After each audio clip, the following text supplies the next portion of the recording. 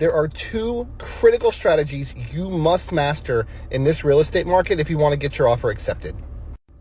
The first is an escalation clause. Now, an escalation clause is like being at an auction. You have your paddle and you keep raising your paddle up to the maximum price that you're willing to spend. So here's how it works. Let's say the property is asking $450,000. You're willing to pay up to $500,000, but you don't want to offer automatically $50,000 over asking price. What if the next highest offer was $470,000? So the way the escalation clause works is you would offer full asking price of $450,000, and you would put the escalation clause in the contract stating that you'll go up in increments of $1,000 or $2,000 up to a maximum price of $500,000.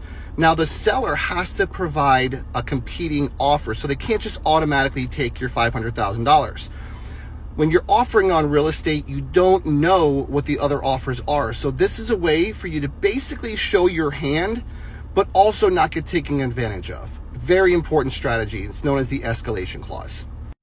Now, the second strategy that's an absolute must is the appraisal gap. Now, in order to get your offers accepted, you need to remove as many obstacles out of the way for the seller as possible. You want to make your offer look as appetizing as possible for the listing agent and the seller.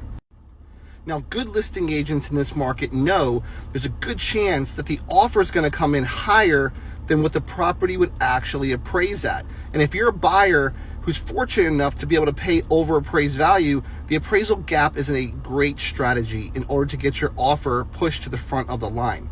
So here's how it's going to work. You're going to say, hey, Mr. Seller, I am willing to pay, and I'm just going to make up a number, $15,000 over appraised value. Now, you can also add a contingency. I'm willing to pay $15,000 over appraised value up to the purchase price. So in the same example, up to $500,000.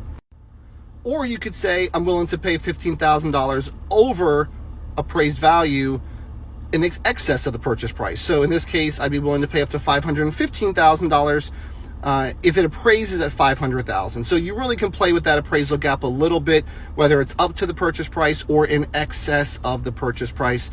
But it really puts the seller's mind at ease, knowing that, okay, look, even if this thing appraises at $470,000, if they're going to give me $15,000 over, I'm going to get $485,000 for this.